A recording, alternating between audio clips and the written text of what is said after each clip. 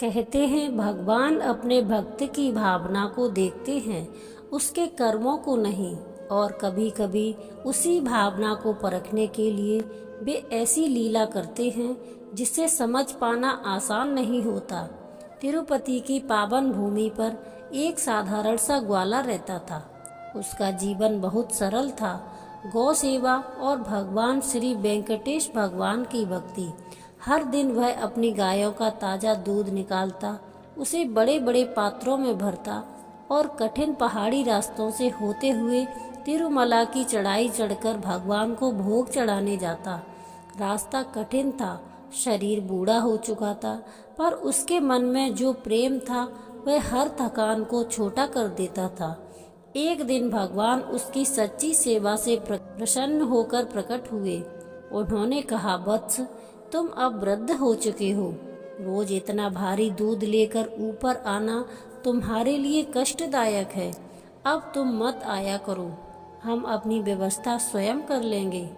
यह सुनते ही उस ग्वाले की आंखें भर आईं। वह बोला, प्रभु, क्या अब आपको मुझसे बेहतर कोई सेवक मिल गया है? क्या मेरी सेवा आप छीन लेना चाहते हैं? भगवान ने समझाया, नहीं वत्स, ऐसा नहीं है। बस तुम्हारा कष्ट अब हमसे देखा नहीं जाता।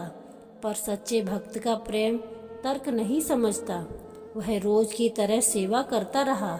तब भगवान ने कहा, इसे समझाने के लिए अब लीला करनी पड़ेगी। उस रात भगवान स्वयं एक ग्वाले का रूप धारण करके उसकी गौशाला में पहुँचे। धीरे धीरे हर गाय के पास गए और उनका सारा दूध स्वयं पी गए। सुबह जब ग्वाले ने दूध निकालना चाहा, एक बूंद भी नहीं निकली। एक दिन, 2 दिन, 3 दिन, अब वह चिंतित हो गया। फिर उसने ठान लिया, आज मैं चोर को पकड़कर रहूंगा। रात को वह सोने का नाटक करके लकड़ी लेकर बैठ गया। आधी रात को फिर वही हुआ। भगवान आए और जैसे ही गायों का दूध पीने लगे, ग्वाले ने देख लिया। वह चिल्लाया, रुक जा चोर, और लाठी लेकर पीछे दौड़ा। भगवान आगे आगे, भक्त पीछे पीछे। जब वह पकड़ नहीं पाया तो उसने पूरी ताकत से लकड़ी घुमाकर फेंकी और वह सीधा भगवान की ठोड़ी पर जा लगी। भगवान वहां से अंतर्ध्यान हो गए। अगले दिन जब वह दूध लेकर मंदिर पहुंचा और भगवान के दर्शन किए तो उसका हृदय कांप उठा। भगवान की ठोड़ी से रक्त बह रहा था। वह घबरा गया, प्रभु, यह किसने किया? भगवान मुस्कुराए, छोड़ो, जाने दो। पर भक्त नहीं माना। नहीं प्रभु, नाम बताइए, चाहे इंद्र ही क्यों न हो, मैं उसे छोड़ूंगा नहीं। तब भगवान ने कहा, वह यही है, उस स्तंभ में देखो। वह दौड़ कर गया, देखा वहाँ कोई नाम नहीं था, बस उसका अपना ही प्रतिबिंब दिखाई दे रहा था। उसके हाथ कांपने लगे। भगवान बोले, हाँ, वही है जिसने यह किया है। अब उसे सब समझ आ गया। वह भगवान के चरणों में गिर गया।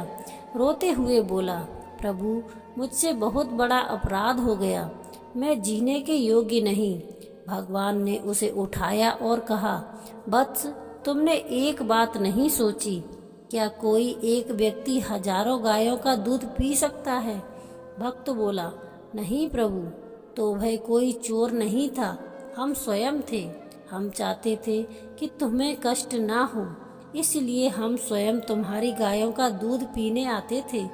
यह सुनकर भक्त फूट फूट कर रो पड़ा। उसने तुरंत एक औषधि बनाई और भगवान की ठोड़ी पर लगाई। वह बोला, प्रभु, मेरे प्राण ले लीजिए, पर मेरी सेवा मत छीनिए।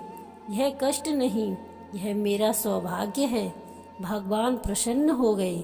उन्होंने कहा, वत्स, आज से इस स्थान पर हम नित्य यह औषधि धारण करेंगे ताकि तुम्हारी भक्ति अमर रहे।